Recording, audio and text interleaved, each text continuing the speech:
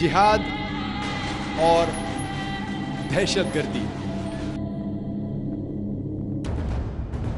इस्लाम के पस मंजर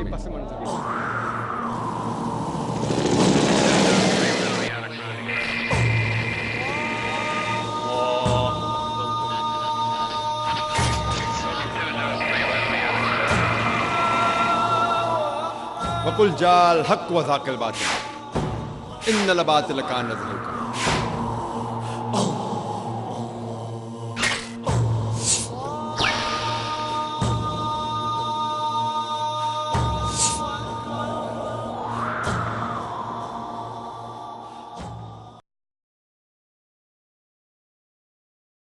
दूसरा सवाल दूसरे माइक से।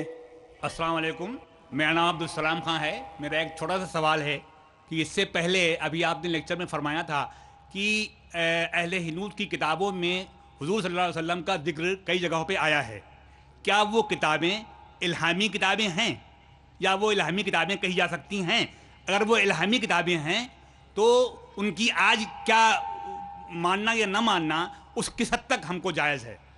भाई साहब ने अच्छा सवाल किया कि क्या हिंदू मज़हब की किताब, हिंदू किताब है आप क्या ना, हिंदू मज़हब की किताब ना। मैंने हवाला दिया अल्लाह के वैदानियत के बारे में हिंदू मज़हब की किताबों से, ये हवाला दिया मोहम्मद सल्लल्लाहु अलैहि वसल्लम का जिक्र। तो भाई साहब का सवाल है क्या ये इल्हामी किताब अल्लाह की नाजिल की हुई किताब है क्या नहीं? अल्लाह सुब्हाना व तआला फरमाते हैं कि अल्लाह की किताब कुरान मजीद में सिर्फ 4 वही का जिक्र है नाम से, तौराह, ज़बूर, इंजील और कुरान। तौराह वो वही है जो मूसा अलैहिस्सलाम पे नाजिल की गई थी, ज़बूर दाऊद अलैहिस्सलाम पे नाजिल की गई थी, इंजील ईसा अलैहिस्सलाम पे और कुरान मोहम्मद सल्लल्लाहु अलैहि वसल्लम पे। नाम से सिर्फ 4 इल्हामी किताब का जिक्र है कुरान मजीद में। लेकिन अल्लाह ताला फरमाते सूरह रअद में सूरह नंबर 13 आयत नंबर 38 में अल्लाह ताला फरमाते लिकुल्ली अजलिन किताब, कि हर दौर में, हर एज में हमने एक किताब नाजिल की। मतलब हर दौर में अल्लाह ने एक किताब नाजिल की। तो इस कुरान की आयत से ये पता चलता है कि सैकड़ों किताबें नाजिल की गई थी, लेकिन सिर्फ 4 किताबों का जिक्र है नाम से। मिसाल के तौर पे जिसका जिक्र नहीं है सूफ़ इब्राहिम, वो भी किताब नाजिल है, इब्राहिम अलैहिस्सलाम को नाम का जिक्र नहीं है। तो आप मुझसे पूछ रहे क्या ये हिंदू मज़हब की किताब हम कह सकते कि वो अल्लाह की नाजिल हुई किताब है? आप मुझसे पूछेंगे तो मैं कहूँगा मुझे पता नहीं, हो भी सकते नहीं भी हो सकते, क्योंकि कुरान में हिंदू मजहबी किताब वेदा, भगवत गीता, रामायण का जिक्र नहीं। मैं ये नहीं कह सकता हूँ कि वो नाजिल हुई किताब है। हो सकता है, हो भी नहीं सकता, क्योंकि सही हदीस में कहा जिक्र नहीं वेद का या उपनिषद का या भगवत गीता। मैं ये कह सकता हूं कि हो सकती है, लेकिन अगर ये वेदा, भगवत गीता, उपनिषद अगर नाजिल की हुई किताब है भी तो वो उस वक्त के लिए, क्योंकि जितने किताब कुरान मजीद के पहले आए अल्लाह ताला फरमाता है और सही हदीस में है, सही बुखारी के, कि वो सारे किताबें उस वक्त के लिए थी और एक महदूद वक्त के लिए थी और उन लोगों के लिए थी। तौरा नाजिल की गई थी उस वक्त के लिए, उन लोगों के लिए। इंजील नाजिल की गई थी सिर्फ यहूदियों के लिए और उस वक्त के लिए। तो जितनी भी किताब कुरान मजीद के पहले आए वो उस वक्त के लिए थी और उन लोगों के लिए थी। तो अगर मान भी लेते हम कि वेदा अल्लाह की किताब है, अगर हम मान भी लेते हैं भगवत गीता अल्लाह की किताब है, जितने भी किताब पहले आए क्योंकि वो महदूद वक्त के लिए थी, उन्हें अल्लाह सुब्हानहू व तआला ने महफूज नहीं रखा, क्योंकि अल्लाह की आखिरी किताब कुरान मजीद ता क़यामत तक है। अल्लाह ताला फरमाते सूरह हिजर में सूरह नंबर 15 आयत नंबर 9 में कि हमने ये किताब नाजिल किए और हम इसकी हिफाजत करेंगे। कुरान मजीद में तब्दीली आ ही नहीं सकती। अल्लाह ताला ने अपने आप पे जिम्मेदारी ली कि उसे कोई भी तब्दील नहीं कर सकता। लेकिन जितने पहले किताब आए तौरा, ज़बूर, इंजील और जिसका नाम भी नहीं है वो तब्दील हो चुकी। तो अगर आप मान भी लेते कि भगवत गीता वेद अल्लाह की नाजिल की किताब है, अगर मान भी लेते मिसाल के तौर पे, तो वो उस वक्त के लिए थी और उन लोगों के लिए है। आज की तारीख में सारी इंसानियत, चाहे वो हिंदुस्तान में जी रही है, अमेरिका में, सऊदी अरेबिया में, सारे इंसानों का अमल होना चाहिए आखिरी किताब, और वो है कुरान मजीद। Hope that answers the question. दूसरे माइक की तरफ से। अगर कोई गैर मुस्लिम भाई हैं तो वो सवाल करें। हाँ, जाकिर साहब, मेरा नाम राजीव सक्सेना है, मैं यहाँ बिज़नेस करता हूँ लखनऊ में। मेरा एक सवाल है कि कुरान मुकम्मल ज़ाब्ता हयात है, ये हम सब मानते हैं, मगर क्या वजह है कि आपने फरमाया कि 130 करोड़ मुस्लिम इस दुनिया में हैं, मगर कोई मुल्क एक भी ऐसा नहीं है जहाँ पे लॉ ऑफ द लैंड शरिया कानून के लिहाज से हो। तो ये क्या वजह है कि मतलब कुरान पाक की तिलावत करी जाती है, एक ज़ाब्ता हयात है, बार बार दोहराया जाता है, लेकिन उसे फॉलो एज इट इज़ कोई नहीं करना चाहता, ये क्या वजह है? राजीव भाई ने एक अच्छा सवाल पूछा कि 130 करोड़ मुसलमान हैं दुनिया में, कई मुसलमान ममालिक है, बट कई भी मुल्क में इस्लाम की शरीयत पूरे मुकम्मल तौर से अमल में नहीं आती, अमल नहीं होती। कुछ हद तक मैं आपसे सहमत हूँ कि ठीक 100% पूरी शरीयत मेरे इल्म में कोई भी मुल्क में पूरी 100% से अमल में नहीं आती, लेकिन जो भी मुल्क में जिस शरीयत का हिस्सा उसका अमल जहां हो रहा है वहां सबसे ज्यादा आप देखेंगे अमन है, और सबसे ज्यादा उस शरीयत के मामले में फायदा है। मिसाल के तौर पे सऊदी अरेबिया में क्रिमिनल लॉ फॉलो होता है।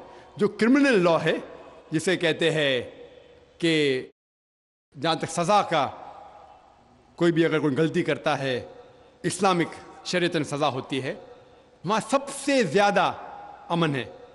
मिसाल के तौर पे लोग ये कहते हैं कि इस्लाम मज़हब दहशत का मज़हब है, जब भी कोई चोरी करता है तो उसके हाथ काटे जाते हैं। कैसा मज़हब है? मैं ये कहता हूँ कि बाकी दिगर मज़ाहिब अच्छी बातें कहते हैं, इस्लाम अच्छी बातें कहने के अलावा किस तरीके से उस चीज़ का अमल हो सकता है उसके बारे में जिक्र करता है। मिसाल के तौर पे हर मज़हब कहता है कि चोरी मत करो, हिंदुइज़्म भी कहता है, क्रिश्चियनिटी भी कहती है, हम देखें तो इस्लाम भी कहता है। लेकिन इस्लाम में ये फ़र्क है कि ये कहने के बाद कि चोरी मत करो, ये तरीका बताता है कि किस तरीके से माशरे में चोरी नहीं हो सकती। इस्लाम कहता है कि हर अमीर इंसान जिसके पास 85 ग्राम सोना से ज़्यादा दौलत है, 7.5 तोला सोना से ज़्यादा दौलत है, उसे हर साल 2.5% ज़कात देना चाहिए। अगर हर अमीर इंसान ज़कात दे तो गुर्बत दुनिया से हट जाएंगी, मिट जाएंगी। कोई भी इंसान कभी भी भूख से नहीं मरेगा। इसके बाद अल्लाह ताला फरमाते सूरह माइदा में सूरह नंबर 5 आयत नंबर 38 में, आयत नंबर 38 में, कि कोई भी अगर चोरी करता है, चाहे वो मर्द या औरत हो, चोर या चोरनी हो, सजा के तौर पे उसके हाथ काट डालो। लोग बोलेंगे हाथ काटना इस साइंटिफिक एज में, आज की तारीख में एकदम दहशत का मजहब है। लेकिन हम ये जानते हैं कि आज की तारीख में जो अमेरिका के ऊपर हम देखते हैं, अमेरिका इतना एडवांस मुल्क है, इतना तरक्की करने वाला मुल्क है, आप शायद ये नहीं जानते कि वो एक मुल्क है जहाँ ज़्यादा से ज़्यादा चोरी होती है। जो मुल्क नंबर 1 टॉप रैंकिंग में आते हैं उसमें से एक है अमेरिका, जहाँ ज़्यादा से ज़्यादा चोरी होती है। मैं ये पूछना चाहता हूँ, अगर हम शरीयत लागू करें अमेरिका में कि हर अमीर इंसान 2.5% ज़कात दे, उसके बाद कोई भी चोरी करे हाथ काट देना चाहिए, तो ये चोरी अमेरिका में बढ़ेंगी, वहीं के वहीं रहेंगी या घटेंगी? क्या होंगी? घटेंगी। आप शरीयत लागू करो और फौरन आपको रिजल्ट्स मिलेंगे, नतीजा मिलेगा। हम देखते हैं कि सऊदी अरेबिया जहाँ ये क्रिमिनल लॉ लागू है, वहाँ सबसे कम चोरी होती है। क्यों? क्योंकि इस्लामिक शरीयत है। उसी मुल्क में अगर हम देखते हैं हर मुल्क में लड़कियों को छेड़ा जाता है, लड़कियों का बलात्कार किया जाता है, औरत का बलात्कार किया जाता है। इस्लामिक शरीयत में हिजाब फ़र्ज़ है, औरत हिजाब करे, मर्द अपना हिजाब करे। उसके बाद कोई भी आदमी कोई औरत का बलात्कार करता है, उसके लिए सज़ा है मौत। आप शायद जानते नहीं कि अमेरिका जो देश हम देखते हैं कि सबसे ज़्यादा तरक्की कर रहा है, वहाँ FBI रिपोर्ट के हिसाब से 1990 में हर रोज़ 1756 रेप्स टुक प्लेस, 1756 हर रोज़ बलात्कार होते। آپ نئی رپورٹ پڑھتے 1996 کی crime bureau US department of justice, یہ رپورٹ کہتی ہے کہ ہر روز 1996 میں ہر روز 2713 بلاತ್ಕಾರ ہوتے، ہر روز، یعنی ہر 32 سیکنڈ میں ایک بلاತ್ಕಾರ ہوتا ہے، ایک زنا بالجبر ہوتا ہے امریکہ میں ہر 32 سیکنڈ میں۔ ہم اس میدان میں 2 گھنٹے سے ہے، جب سے ہم اس میدان میں ہیں 200 سے زیادہ بلاತ್ಕಾರ ہو چکے ہیں امریکہ میں۔ میں یہ پوچھنا چاہتا ہوں، اگر ہم شریعت لاگو کرے امریکہ میں کہ خواتین حجاب کرے، مرد حجاب کرے، اس کے بعد اگر کوئی بلاತ್ಕಾರ آدمی کرتا ہے سزائے موت، تو یہ بلاತ್ಕಾರ کی تعداد بڑھیں گی، وہیں رہیں گے، گھٹیں گی؟ گھٹیں گی۔ اسی لیے جو یہ لا لاگو کیا گیا ہے سعودی عربیہ میں، سعودی عربیہ میں سارے دنیا میں سب سے کم بلاತ್ಕಾರ ہوتے، کیونکہ یہ شریعت ہے۔ تو جو بھی شریعت کا حصہ جو بھی ملک میں لاگو کیا گیا ہے، وہاں آپ فوراً امیجیٹ آپ نتیجہ پائیں گے۔ یہ میں مانتا ہوں کہ آج کوئی بھی دیش، میں یہ نہیں کہتا ہوں کہ سعودی عربیہ پوری شریعت 100% عمل میں لا رہی ہے، میں یہ نہیں کہتا ہوں، لیکن جو بھی حصہ شریعت کا کوئی بھی ملک اگر اس کو لاگو کرتا ہے اپنے ملک میں، فوراً نتیجہ ملتا ہے۔ اسی لیے آج کی تاریخ میں میں تسلیم کرتا ہوں کہ آج کی تاریخ میں کوئی بھی ملک نہیں میرے علم میں جہاں شریعت پوری طریقے سے لاگو ہو چکی۔ کچھ ملک میں کرمنل لا ہے، کچھ ملک میں اکنامک لا ہے، جو بھی شریعت کا لا آپ اپلائی کریں گے وہاں آپ کو نتیجہ ملتا ہے۔ اگر آپ دیکھنا چاہتے سب سے اچھی مثال، وہ مثال ہے محمد صلی اللہ علیہ وسلم کے دور میں، خلفاء راشدین کے دور میں، محمد صلی اللہ علیہ وسلم کے دور میں، اور ان کے بعد حضرت ابو بکر، حضرت عمر، حضرت عثمان، حضرت علی رضی اللہ عنہ، ان کے دور میں الحمدللہ ثم الحمدللہ سب سے بہترین مثال ہے۔ آپ دیکھیں گے تاریخ میں ساری شریعت وہاں لاگو کی گئی تھی، اور اسی لیے لوگ ان کے زمانے میں سب سے زیادہ خوش تھے۔ امید ہے کہ جواب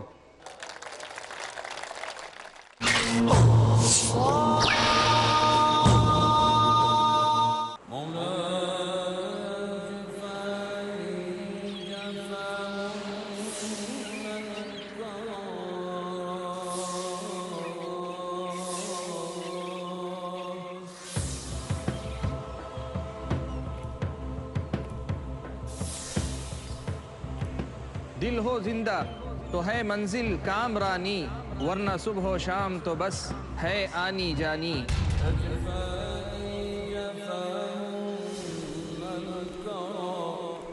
دل بیدار ہے مطلوب ربانی، یہی پیغام نبی کا، یہی تعلیم قرآنی۔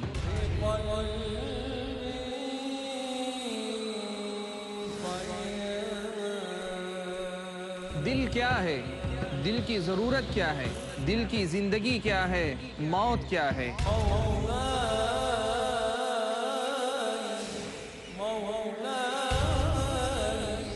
یہ سب جاننے کے لیے دیکھیے میرے ساتھ ایک نیا سلسلہ، دل کی دنیا، صرف پیس ٹی وی اردو پر۔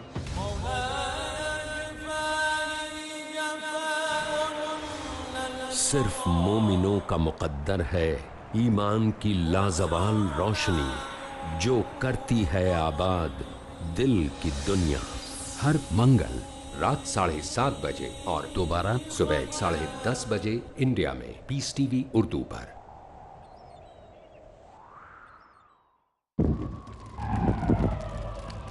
Dialogue, discussion, debate, rebuttal, conclusion. Eliminate misconceptions about religion. Get enlightened.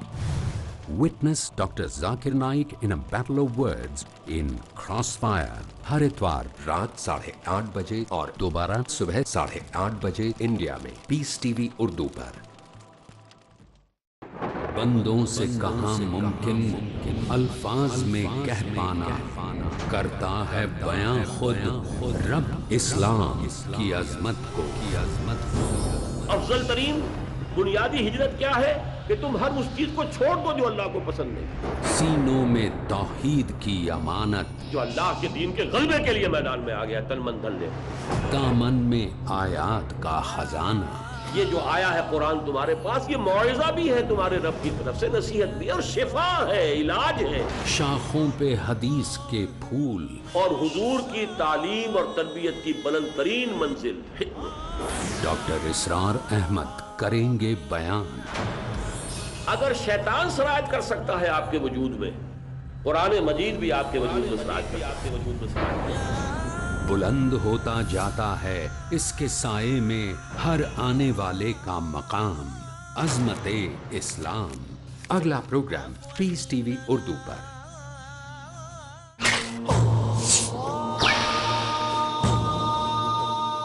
یہاں بھائیوں کی طرف سے۔ ڈاکٹر صاحب میرا نام عبد النصیر ناصر ہے، میں ڈاکٹر امبیڈکر مہاسبھا کا سیکریٹری ہوں۔ امبیڈکر مہاسبھا میں 67 IAS ادھیکاری ہیں دلت۔ بہت سے لوگوں سے میں بات کرتا ہوں اسلام کے بارے میں تو کہتے ہیں بابا صاحب امبیڈکر نے کہا تھا میں ہندو دھرم میں پیدا ہو گیا ہوں لیکن ہندوؤں کے مروں گا نہیں۔ ہم لوگ بھی چاہتے ہیں عام اسلام میں، لیکن جو ہمیں فیسلٹی مل رہی ہے وہ ہم کو دلت کی حیثیت سے مل رہی ہے۔ کیا دلت جو ہے اسلام قبول کر لے اور نام اپنا نہ تبدیل کرے اور ختنہ نہ کرائے، کیا ممکن ہے یہ؟ بھائی صاحب نے سوال کیا کہ دلت، بابا امبیڈکر صاحب کی کتاب میں پڑھ چکا ہوں، آپ بالکل صحیح فرماتے کہ بابا صاحب امبیڈکر، ڈاکٹر بابا صاحب امبیڈکر، ان نے جب دیگر مذاہب کی تحقیق کی سب سے بہترین مذہب انہیں لگا اسلام۔ افسوس کی بات ہے کہ ہم مسلمانوں نے کھلے عام انہیں قبول نہیں کیا، اس لیے انہوں نے دوسرا بہتر مذہب بدھزم کو قبول کیا۔ آپ کا سوال ہے کہ دلت اگر کہتے ہیں کہ ہم اسلام قبول کریں اور نام نہیں بدلے تو کیا یہ جائز ہے، اور ختنہ نہ کرے جائز ہے؟ نام بدلنا اسلام میں فرض نہیں ہے، نام بدلنا اسلام میں فرض نہیں ہے۔ اگر آپ کا نام شرکانہ نام ہے تو بدلنا فرض ہے، ورنہ نام بدلنا فرض نہیں ہے۔ آپ کا پرانا نام پرکاش ہو یا جان ہو، نام بدلنا فرض نہیں ہے۔ کئی آپ دیکھیں گے صحابہ نے نام نہیں بدلے، تو نام بدلنا فرض نہیں ہے۔ اگر کوئی شخص کہتا ہے کہ میں اسلام قبول کرتا ہوں، نام نہیں بدلنا چاہتا ہوں، بالکل جائز ہے۔ آپ کا دوسرا سوال، کیا ختنہ کرنا فرض ہے؟ ختنہ کرنا فرض نہیں، سنت موقدہ ہے، مستحب ہے، اچھی بات ہے، لیکن فرض نہیں۔ وہ ہمارے ہندوستان میں سرٹیفکیٹ دینے کے لیے ختنہ کرنا فرض ہے، ہندوستان میں۔ آپ باہر جائیں گے تو ختنہ کرنا فرض نہیں، لیکن ختنہ کرنا اچھی بات ہے، بہترین ہے الحمدللہ، لیکن فرض نہیں ہے۔ یہ سنت ہے، کرنا اچھی بات ہے۔ تو اگر کوئی شخص کہتا ہے کہ میں اسلام قبول کروں گا، نام نہیں بدلوں گا اور ختنہ نہیں کہوں گا، تو میں کہوں گا اہلاً و سہلاً، کم از کم شرک سے تو بچے گا، کم از کم دوزخ سے تو بچے گا، جنت میں جائے گا انشاءاللہ۔ دلت مذہب کی فیسلٹی لے سکتا ہے وہ؟ بھائی صاحب کا تیسرا سوال، دلت مذہب کی فیسلٹی، یہ دلت مذہب کی فیسلٹی گورنمنٹ دیتی ہے۔ یہ گورنمنٹ کا رول ہے، جو بیکورڈ کلاس ہے اس کو فیسلٹی ملتی ہے۔ کئی مسلمان جو اپنے آپ کو بیکورڈ کلاس کہتے ہیں ان کو بھی فیسلٹی ملتی ہے نا؟ کئی مسلمان نہیں جانتا انصاری ہے کچھ چند، سب نے چند، تو یہ فیسلٹی ملتی ہے ان کو۔ تو آج کے مسلمان جو اپنے آپ کو بیکورڈ کہتے ہیں ان کو فیسلٹی ملتی، تو کوئی دلت اگر اسلام قبول کر سکے گا تو گورنمنٹ کی فیسلٹی بھی ملیں گی، انشاءاللہ اللہ کی فیسلٹی بھی ملیں گی۔ آخری سوال بہنوں کی طرف سے۔ السلام علیکم ڈاکٹر صاحب، میرا سوال یہ ہے کہ میں کنورٹڈ مسلم ہوں، میرا نام امینہ قادری ہے، اور اسلام قبول کرنے کے بعد میں میرے ماں باپ، بھائی بہن، یہ سب کچھ مجھ سے ناراض ہو گئے ہیں، تو ان لوگوں کو کیسی دعوت دی جائے؟ کیا کتابیں آپ کی بھیج کر یا کس طرح سے، مطلب مجھے راستہ بتائیے پلیز۔ السلام علیکم۔ میں بہن کو مبارکباد دیتا ہوں کہ وہ اسلام قبول کیا الحمدللہ۔ اس نے یہ سوال کی کہ اسلام قبول کرنے کے بعد میرے والدین، میرے گھر والے، میرے بھائی بہن مجھ سے ناراض ہے، ہو سکتا ہے، لیکن الحمدللہ اللہ سبحانہ و تعالیٰ آپ سے خوش ہے۔ اللہ سبحانہ و تعالیٰ جو خالق ہے سارے کائنات کے، سارے انسان کے، اسے خوش کرنا اور اہم ہے، لیکن ساتھ ساتھ اگر والدین بھی خوش ہے تو اس کے جیسا کچھ چیز نہیں الحمدللہ ثم الحمدللہ۔ میرے نظریے میں جو بھی انسان اسلام قبول کرتا ہے، جو بھی غیر مسلم اسلام قبول کرتا ہے، اس کا فرض ہوتا ہے کہ وہ والدین کے اور اپنے گھر والوں تک اسلام کی دعوت پہنچائے، اور اس کے لیے اس شخص کو جو نو مسلم ہوتا ہے اسے اور احتیاط لینا چاہیے کہ اپنے والدین کے ساتھ اچھا سلوک کرے۔ اگر وہ اسلام قبول کرنے کے پہلے جتنا اچھا اپنے والدین کے ساتھ تھا، اسلام قبول کرنے کے بعد اس سے سینکڑوں گنا اچھا ہونا چاہیے، تو کہ والدین کو پتہ لگنا چاہیے کہ ڈفرنس کتنا ہے، تبدیلی کتنا ہے۔ ارے پہلے میری بیٹی تو میری سب بات نہیں مانتی, ابھی سب بات مانتی ہے. تو جو چیز آپ کے والدین فرمائیں, جو کہتے ہیں, جو شریعت کے خلاف نہیں, وہ ساری بات کے اوپر عمل کرو. لیکن جو شریعت کے خلاف ہے ان باتوں کو صرف آپ عمل مت کرو. جو شریعت کے خلاف نہیں ہیں وہ باتوں پہ آپ عمل کرو, اور جتنا بھی ہو سکے انہیں خوش کرو, ان کی خدمت کرو, کیونکہ خدمت کرنا آپ کا فرض ہے. اور ان کو دعوت پہنچاؤ. دعوت پہنچانے کے کئی طریقے ہیں. آپ کسی کی تقریر سنتے, اس کا جواب پھر سے دہراتے ہیں, ان کو ویڈیو کیسٹ دے سکتے ہیں, وی سی ڈی دے سکتے ہیں. آپ ویب سائٹ پہ جا سکتے ہیں iref.net, میرے کئی کیسٹ موجود ہے انگریزی میں, کچھ اردو میں ترجمہ ہو چکا ہے اس کا. تو آپ اپنی ساری کوشش کیجئے, آپ جد و جہد کیجئے. آپ کے لیے زیادہ افضل ہے کہ آپ اپنے گھر والوں تک اسلام کی دعوت پہنچائیں, چاہے وہ آپ کی بات مانے یا نہ مانے. انشاءاللہ ہو سکتا ہے کہ اللہ تعالیٰ آپ کے ذریعے ان کو ہدایت دے, اور آپ کی سب سے بڑی محنت ہونا چاہیے کہ ان تک دعوت پہنچائے. اس کے جیسا میں نے کہا کہ ویڈیو کیسٹ سے, میرے آپ ویڈیو کیسٹ اگر آپ کے والدین اگر ہندو ہے تو میرے کیسٹ ہے ہندوازم اور اسلام میں یکسانیت, اگر اس کو آپ پیش کریں گے تو انشاءاللہ ہو سکتا ہے کہ اللہ سبحانہ تعالیٰ ان کو ہدایت دے. تو جو موضوع سے وہ متاثر ہے, مثال کے طور پہ آپ کے والدین اگر سائنس سے متاثر ہے تو ان کو میری کیسٹ دیجئے قرآن اور جدید science.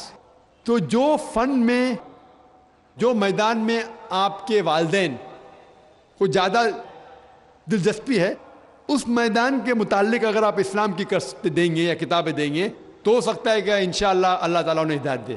Hope that answers the question. وآخر دعوانا الحمدللہ رب العالمین. محترم حضرات, آپ لوگوں نے ڈاکٹر صاحب کی تقریر سماعت فرمائی. اب میں اس ادارے کے ذمہ دار صدر جناب مولانا احسن جمیل صاحب کو دعوت دیتا ہوں کہ وہ سب کا شکریہ ادا فرمائیں. مولانا احسن جمیل صاحب. الحمدللہ رب العالمین والصلاة والسلام علی سید المرسلین محمد وآلہ وصحبہ اجمعین. اعوذ باللہ السمیع العلیم من الشیطان الرجیم. بسم اللہ الرحمن الرحیم. من یطع الرسول فقد اطاع اللہ وما ارسلناک علیہم حفیظا. چشم اقوام سے مخفی ہے حقیقت تیری, چشم اقوام سے مخفی ہے حقیقت تیری, ہے ابھی محفل ہستی کو ضرورت تیری, زندہ رکھتی ہے زمانے کو حرارت تیری, کوکب قسمت امکان ہے خلافت تیری, وقت فرصت ہے کہاں کام ابھی باقی ہے, نور توحید کا اتمام ابھی باقی ہے. محترم سامعین, ماں اور بہنوں, آج کا یہ دن ہمارے لیے حقیقت میں ایک تاریخی دن, اور آج کی یہ رات ہمارے لیے ایک دینی رات رہی ہے. اس مبارک موقع پر سب سے پہلے ہم شکر گزار ہیں اپنے پاک پروردگار کا, جس کی توفیق اور ہدایت سے یہ عظیم الشان اجلاس ہم نے منعقد کیا ہے, اور جس کے دین کی باتیں ہم نے آج کی رات میں سنی ہیں. یہ اس پاک پروردگار کا اتنا بڑا احسان ہے جس کی توفیق و ہدایت سے یہ ذمہ داری ہم نے نبھائی ہے. اس یادگار موقع پر میں اپنی طرف سے, مجلس استقبالیہ کی طرف سے اور جملہ منتظمین اور متعاونین کی طرف سے اہالیان لکھنؤ کے باہر سے آنے والے اپنے تمام احباب, مہمانوں اور افراد ملت کا تہہ دل سے شکر گزار ہوں کہ آپ کے تعاون سے اس پروگرام کو ہم نے کامیابی تک پہنچایا ہے. اور اس موقع پر بالخصوص ہم شکر گزار ہیں اپنے محترم مہمان ڈاکٹر ذاکر نائک صاحب کا, جن کی محنت اور جن کا دعوتی میدان میں جن کی کوشش آج پوری دنیا کے سامنے ہے. اور پھر آخر میں ہم آپ تمام حضرات کے، تمام سامعین کے، تمام منتظمین کے، بالخصوص اپنے ڈاکٹر صاحب محترم کے تہہ دل سے شکر گزار ہیں۔ اللہ تعالی ہم سب کو جزائے عظیم سے نوازے۔ وآخر دعوانا الحمدللہ رب العالمین۔